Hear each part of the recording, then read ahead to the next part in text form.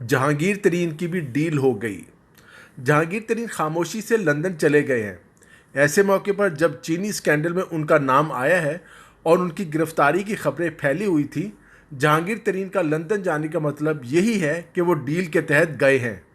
तहरीक इंसाफ को तकसीम होने से बचाने के लिए बड़ों ने फैसला किया कि उन्हें लंदन जाने की इजाज़त दी जाए, जिसके बाद वो लंदन चले गए।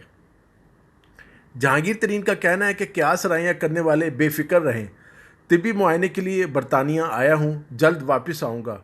जहांगीर तरीन कुछ भी कहें, लेकिन सच यही है कि सियासतदानों को जब गिरफ्तारी का ख़तरा होता है इलाज के लिए लंदन जाते हैं, जब ख़तरा टल जाता है या हालात साजगार हो जाते हैं तो वापस पाकिस्तान आ जाते हैं। बरतानिया के बारे में क्यास आराइयाँ जारी हैं। उनका कहना था कि क्यास आराइयाँ करने वाले बेफिक्र रहें, परेशानी की कोई बात नहीं। मुझे साल में 2 बार चेकअप के लिए बरतानिया आना होता है। इंशाल्लाह मामूल का चेकअप मुकम्मल करके जल्द पाकिस्तान लौटूंगा।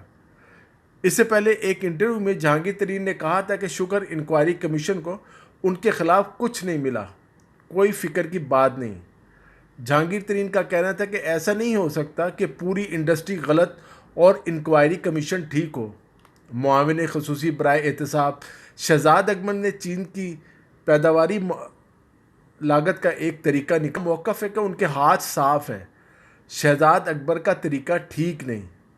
जहांगीर तरीन के साथ साथ पीटीआई, मुस्लिम लीग नून और जनूबी पंजाब सूबा महाज के कई रहनुमाओं के नाम शुगर और आईपीपीज स्कैंडल में हैं।